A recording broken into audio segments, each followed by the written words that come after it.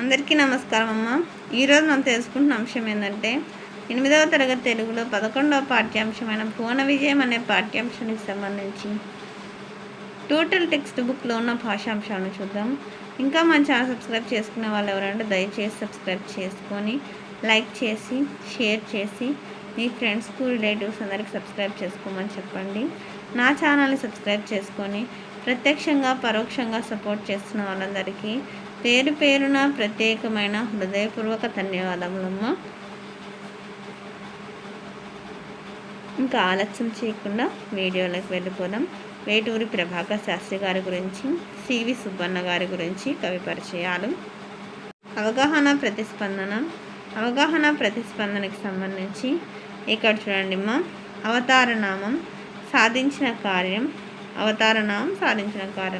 మస్తావతారంలో ఏం చేస్తున్నాడు? సోముకుని చంపినాడు. కూర్మావతారంలో మందరగిరి మోయడం. వరాహ అవతారంలో హిరణ్యాక్షుని చంపడం. నరసింహ అవతారంలో హిరణ్యకశిపుని చంపడం. వామన అవతారంలో బలిని పాతాళానికి తొక్కడం. పరశురామ అవతారంలో రాజుల దర్పం అణచడం. కృష్ణావతారంలో దుష్ట సంహారం. రామావతారంలో రావణ సంహారం. బుద్ధావతారంలో త్రిపురాసుర సంహారం. నెక్స్ట్ కల్కి అవతారంలో నీతివంతులను కూల్చడం, నీతిహీనులను కూల్చడం. క్రింది పేరాలను చదివి 4 ప్రశ్నలను తయారు చేయండి. ఈ పేరాగ్రాఫ్ చదవాలమ్మా. ఈ పేరాగ్రాఫ్ చదివి 4 ప్రశ్నలు తయారు చేయండి. తిరుపతి వెంకట కవులు దేనికి గౌరవం తెచ్చారు?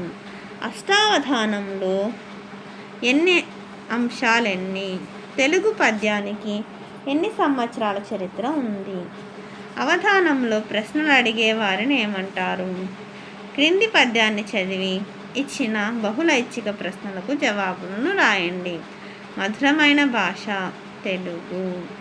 తర్వాత చక్కనైన భాష డాష్ లేదు జగతిలో.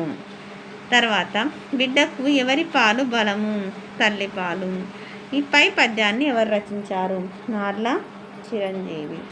క్రింది పాఠం ఆధారంగా ప్రశ్నలకు జవాబులు రాయండి. వ్యక్తీకరణ సృజనాత్మకతకు సంబంధించిన ప్రశ్నలు. దీనికి సంబంధించిన ఆల్రెడీ నోట్స్ మన ఛానల్ అప్లోడ్ చేస్తున్నానమ్మా. ఎవరైనా చూడని వాళ్ళంటే దయచేసి సబ్స్క్రైబ్ చేసుకుంటే మీకు ఆ వీడియోస్ అన్నీ వస్తాయి. దయచేసి సబ్స్క్రైబ్ చేసుకొని లైక్ చేసి షేర్ చేసి మీ ఫ్రెండ్స్కు రిలేటివ్స్ అందరికీ సబ్స్క్రైబ్ చేసుకోమని చెప్పండి. నా ఛానల్ని సబ్స్క్రైబ్ చేసుకోండి. ప్రత్యక్షంగా పరోక్షంగా సపోర్ట్ చేస్తున్న వాళ్ళందరికీ పేరు పేరున ప్రత్యేకమైన హృదయపూర్వక ధన్యవాదాలు. ఇంకా ఆలస్యం చేయకుండా వీడియోలోకి వెళ్ళిపోదాం. భాషాంశాలు పదజాలంలో క్రింది వాక్యాలలో గీత గీసిన పదాలకు అర్థాలను రాసి వాటితో సొంత వాక్యాలను రాయండి. తృష్ణ అంటే కోరిక. కోరిక తీరాలంటే కృషి చేయాలి. దీవెనలు అంటే ఆశీస్సులు. పెద్దల ఆశీస్సులు తీసుకోవాలి. అభిలాష అంటే కోరిక. మన కోరికలు కళల రూపంలో వస్తాయి. వల్లభుడు అంటే రాజు. ధర్మబద్ధతతో జీవించాలి. క్రింది పదాలు చదివి వాటికి సరిపోయే నానార్థాలను జతపరచండి. భాష అంటే ఒట్టు, ప్రమాణం, భాష. చీరు అంటే పిడుచు, గోరు, చీల్చు. రసము అంటే జలము, రుచి, పసరు. లెస్స అంటే యోగ్యం, శ్రేష్టం, క్షేమం. క్రింది వాక్యాలను చదివి పర్యాయ పదాలను గుర్తించి రాయండి. తోక, వాలం, లాంగులం. చూపు, దృష్టి, ఆలోకనం. శంకరి, పార్వతి, జగన్మోహిని. కూర్మం, కమటం, తాబేలు. శౌరి, మురారి, గోపాలకుడు. క్రింది ప్రకృతి వికృతులను గుర్తించండి. శర్కర, చక్కెర. పద్యం, విజ్ఞానం, విజ్ఞానం. భాషా క్రీడ. కాకి, కాక, కాక. నానూనే. మా అమ్మే. పాప, పంపు. వ్యాకరణాంశాలు. గొప్పవాడు కదా, గొప్పవాడు ప్లస్ కదా. కొలువు చేసిరి, కొలువు ప్లస్ చేసి. వాడు డక్కరి, వాడు ప్లస్ టక్కరి. గసడదవా దేశ సంధి పదాలను కలిపి రాయండి. కూర ప్లస్ కాయ, కూరగాయలు. కాలు ప్లస్ చేయి, కాలు చేతులు. తల్లి ప్లస్ తండ్రి, తల్లిదండ్రులు. క్రింది పదాలకు విగ్రహ వాక్యాలు రాసి సమాసాల పేర్లు రాయండి. రెండు దిక్కులు, రెండైన దిక్కులు ద్విగు సమాసం. అసాధ్యము సాధ్యం కానిది తత్పురుష సమాసం. పని పాటలు పనియును పాటను ద్వంద్వ సమాసం. చెంపకమాలకు సంబంధించిన ఘన విభజన. చెంపకమాలకు నజభజ జజర అని 7 గణాలు వస్తాయి. 21 అక్షరాలు ఉంటాయి. 1-11 అక్షరాలకు ఎత్తి చెందుతుంది. ప్రాస నియమం కలదు. దీనికి సంబంధించి అతి సులభమైన పద్ధతిలో అరటిపండు వలిచి నోట్లో పెట్టిన విధంగా నేను ఘన విభజనను, భాషాంశాలను, తర్వాత లఘు గురువులను గుర్తించేది చాలా సులభంగా మా ఛానల్లో వీడియోస్ అప్లోడ్ చేస్తున్నానమ్మా. దయచేసి సబ్స్క్రైబ్ చేసుకుని వారంటే దయచేసి సబ్స్క్రైబ్ చేసుకోండమ్మా. సబ్స్క్రైబ్ చేసుకుంటే మాకు వీడియోస్ అన్నీ వస్తాయి నాన్న. తర్వాత వృత్యానుప్రాస అలంకారం.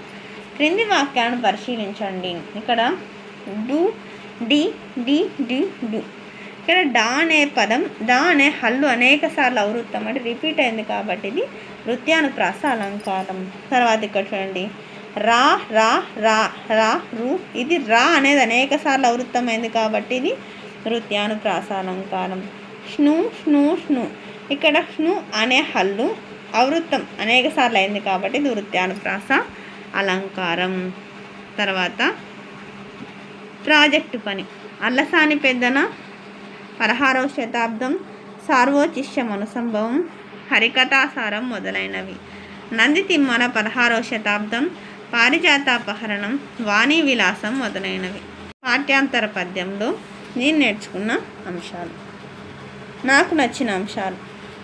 ఆడిన మాట తప్పిన వాడిని తన కొడుకు కాదన్న గాడిదతో ఏడ్చిందని చెప్పి పద్యం నాకు బాగా నచ్చింది. అంటే ఆడిన మాట తప్పిన వాడెవరు? గాడిద కొడుకు. అంటే ఆ గాడిద అంటే ఆ మాట తప్పిన వాడు నా కొడుకు అని గాడిద ఏడ్చింది అనేది నాకు బాగా నచ్చింది. నేను గ్రహించిన విషయం, సమస్యలు దత్తపదులు పూరించిన విధానం బాగుంది. శ్రీకృష్ణదేవరాయల వారి భువన విజయం గురించి, అష్టదిగ్గజాల గురించి గ్రహించాను. సృజనాత్మకత రచన. కరపత్రం తయారు చేయుట. భాషాంశాలు. అర్థాలు, నానార్థాలు, పర్యాయపదాలు, ప్రకృతి వికృతులు, సందులు, సమాసాలు, ఛందస్సు, చెంపకమాల, వృత్యానుప్రాస అలంకారాలను గురించి తెలుసుకున్నాను. అందరికీ ధన్యవాదాలమ్మా. ఇంకా మన ఛానల్ సబ్స్క్రైబ్ చేసుకొని వాళ్ళు ఎవరంటే దయచేసి సబ్స్క్రైబ్ చేసుకొని లైక్ చేసి షేర్ చేసి మీ ఫ్రెండ్స్కు రిలేటివ్స్ అందరికీ సబ్స్క్రైబ్ చేసుకోమని చెప్పండి. నా ఛానల్ని సబ్స్క్రైబ్ చేసుకొని ప్రత్యక్షంగా పరోక్షంగా సపోర్ట్ చేస్తున్న వాళ్ళందరికీ పేరు పేరు నా ప్రత్యేకమైన హృదయపూర్వక ధన్యవాదం.